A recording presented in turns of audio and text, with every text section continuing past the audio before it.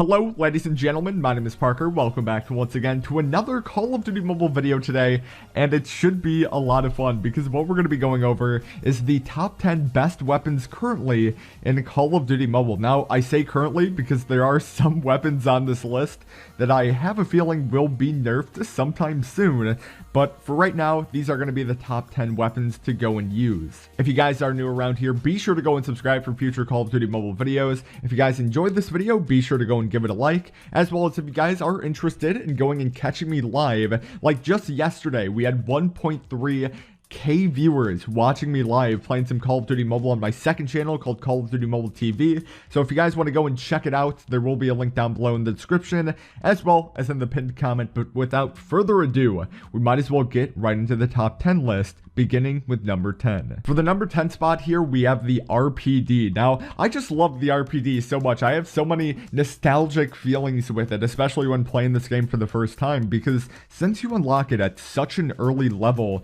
you can go and just cause mayhem with it. I use this alongside the M4, which was also a really solid weapon, but with this RPD, if you put FMJ, foregrip, and extended mag on it, it can just be such a nutty gun. Like, not only do you have just so many bullets in the clip now because you have extended mag, if you have FMJ, you can have the ability to go and shoot through walls. So if you're like lasering someone and he happens to go behind cover, you can still go and continue to shoot him behind the cover, because most likely the FMJ is going to go and register and just completely annihilate him, even though he's just standing right behind cover there. So the RPD, definitely a really solid weapon. Coming in at the number 9 spot here, and I know this one will be a little bit interesting, but it is the M21.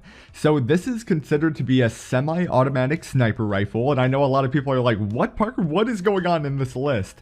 But if you put a tactical scope on it, which is pretty much like the equivalent of an ACOG scope, this weapon is going to be so nutty. I've been enjoying just this weapon class in general. Typically with snipers, you just go and use the regular scope on it, and you can just go and quick scope or hard scope or do whatever you want. But I feel like with this weapon, it truly is like an assault rifle in a way. Just going and using that tactical scope on it, you can really do some damage. Now, alongside that, some attachments I would recommend would obviously be like stock, FMJ, extended mag. If you can have those 3 attachments alongside with the tactical scope being probably the most important part of that package, this gun will be so nutty. Coming in at the number 8 spot here, we have the BY-15. Now, this gun, it's a little bit higher up on the list. I know some people might even say this is a better shotgun than the Striker, but we'll probably get into that later on in this video. But the BY-15, depending on the range, it can either be a 1 to 2 shot kill, especially if you're on maps like Kill House, where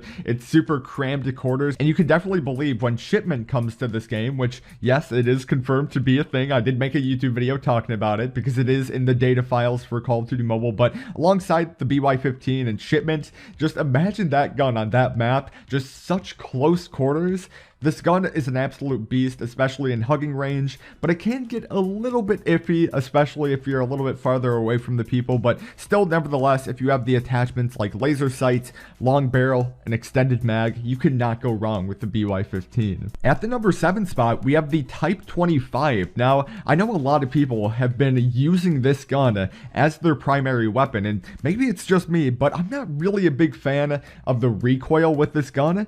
But nevertheless, it is still a really strong gun. The firing rate is insane, so I can see where the appeal in terms of using this gun as a primary weapon for a lot of people would make sense. But the 3 attachments that I would recommend would be quick draw, foregrip, and extended. I found out that just using those attachments in general will make this gun insane, and just having the foregrip aspect of it will help a little bit in terms of just the accuracy and kind of trying to go and deal with the recoil there. Even though the recoil aspect of the Type 25 might be a little bit iffy, it definitely makes it up in terms of damage as well as the firing rate. At the number 6 spot here, we have the Striker. Now, I know a lot of people might be asking, Parker, why do you prefer the Striker over the BY-15? And I just feel like I was able to easily get more consistent kills when using the Striker, because with the Striker you can just keep on tapping the trigger, and you are the one in control of how many shots you're putting into someone and things like that. Because if you're in hugging distance, even though with the BY-15 you might be able to go and one shot kill them, the BY-15 isn't always that consistent. While I feel like with the striker, if you are in hugging distance from the guy and you happen to put one shot into him or two shots into him and he's just barely still alive yet, you can still just continue to tap the striker until that guy is dead. While with the BY-15, there's almost like a little bit of a cooldown period before you can go and shoot the weapon again. So striker, especially if you have fast mag on it, long barrel and laser sight, it can be really solid. And I know fast mag over extended mag, like, trust me, I've been using this weapon so much, especially like in the early days of unlocking this weapon, because at the base level, the striker has a lot of ammo,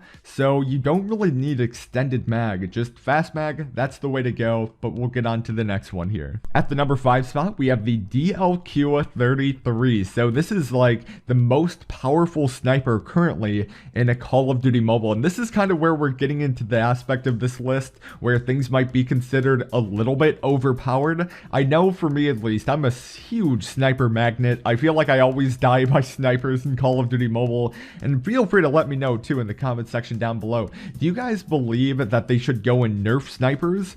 In my opinion, I feel like they have to tweak the snipers just a little bit, but the DLQ-33, especially alongside FMJ, extended mag, and stock, it can be just such an insane gun. I've seen so many clips of people just going completely ham with the DLQ-33. And guys, you have to keep in mind, you unlock this weapon extremely early on here too. So having the most powerful sniper being unlocked at such an early level, you just cannot go wrong with this weapon. At the number 4 spot here, we have the AK-117, which I really do. I just want to say this. I feel like this is a really underappreciated weapon as well. Typically, people will go and say like, oh yeah, the PDW, MSMC, like DLQ-33 is like naming off some of the best weapons here, but the AK-117 is such a laser. If you have the attachments quick draw, foregrip, and extended mag, you really cannot go wrong with this.